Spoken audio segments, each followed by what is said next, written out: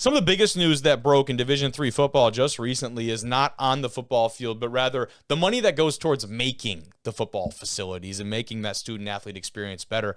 In DePauw, down in Indiana, the Tigers got an $80 million gift from an anonymous donor. An alumni of the university gave $80 million to the Tigers to create a 70,000 square foot athletic stadium and sports performance center. I'll give you a ton of more information and details about that in a second. Initial reactions, $80 million towards what will be undoubtedly one of the best, if not the best, in all of D3 football. I mean, boys, like the River Falls facility was $66 million Correct. when they first put that thing over. And that's all encompassing. That's all. You're right. Like this is going to be. We got basketball and volleyball that play in there. The hockey arena. You got all these locker rooms. I mean, this is going to be absolutely insane. Like, and to do it anonymously, like, shout out to whoever this dude is or lady is. Like, this is. Yes. I mean, to do it as an anonymous, like, you would have to put my name on everything.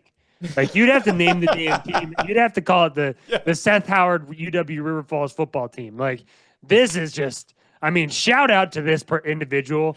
DePauw is already like an absolute weapon of a team. You've seen what they're doing, you know, across that conference so far, but they're about to be even better, boys.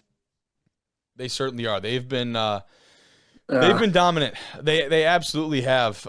In their stadium right now, as I try to get at least a decent photo of it, it's not that it's lackluster in the sense of like it certainly fits in terms of what you imagine when you think of a Division III stadium, but it's, you know, certainly leaves some to be desired for a team that right now ranks among the best in all of Division III football, boys. This is a look at the current setup here.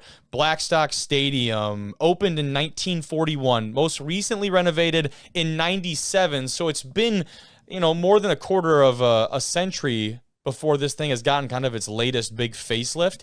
Certainly feels like time to maybe reinvest. That's certainly what the Tigers are thinking, and certainly what John Doe, as we will refer to he/she as, of the big-time donation, that's what they're thinking as well. So that's a current look at Blackstock Stadium. Now, that stadium, boys, it's getting demolished in August of 2026. The timing on that, very, very interesting. August of 26, as soon as you kind of get rolling into camp here, by the way, your stadium's gone. The new stadium not scheduled to open, at least now, until 2028. So you're talking about 2 seasons without a potential place to play football. The school, at least from what I could tell, has not said where the Tigers will play home games in 26 and 27 seasons. They got to have a plan in place, though, before making an announcement like this, you'd imagine. Yeah, I mean, you got to imagine they have like a really nice high school field booked up or something. Sure. But man, you got to feel for those juniors and seniors a little bit who have like played all these years and like they finally get to play at their home stadium and not, oh, nope, no, you don't. Ugh. Correct. But I mean, you got to make a decision at some point. You're going to make this stadium. It's going to be great in the future. But I mean, you still got to empathize with these guys who are not going to get to play on this old stadium. It kind of sucks. From the coaching perspective, like, I mean, you just have you have all you need to recruit against anybody in that area. Sure. It's like, oh, now we have we're going to have an $80 million facility. Now, this current class that's coming in, you're not going to see that shit till, you know, your junior year. But regardless, like, but you're going to see it, right? If everything goes to plan, that's the crazy thing is like, yeah, we're going to show you a rendering, but you're going to see, you come to DePauw, you're going to see this in person. That's something that's really difficult for a lot of these teams is you might see this. Not to throw anyone under the bus here. Went to a visit at Lawrence Tech, and they said, yeah, man, check out we got this idea for this incredible new facility, locker room, the renders, everything's already, you know what I mean? We're in motion. Safe to say, I am 2 years removed from college, playing any type of college football. Yet to happen. It's a hard thing to promise. Like, you can't. It is. It is. But, like, if you say, hey, we're going to do this, and then you don't, it's like, well, double birds to you, man. I'm going to go to Northern Michigan. Like, let's do this thing. So, I mean, but to actually, like, say, hey, we got this $80 million gift for this facility. Like, we're doing it. That's sick.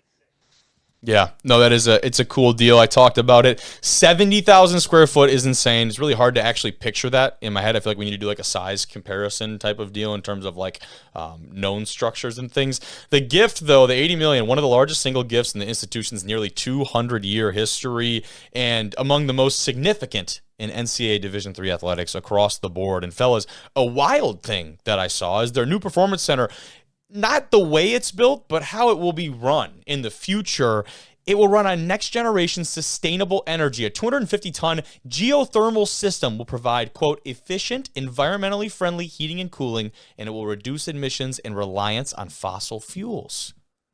Whatever that means. Shout Kudos out. to the I great don't know what people that of means Greencastle, Indiana, that know so much more about any of us about how you even start to put that together. But it is really sweet that apparently that thought was at the forefront of the construction and the conception of this building, man. They should be smart and do it on grass, though. They should put some nice little grass down there, but they won't. So, if we learned anything about putting together new buildings, they better make sure the site is not polluted. Shout out Arden Hills and the Minnesota Vikings. Yeah. Hashtag Jabo's fun fact. Jabo. Bravo.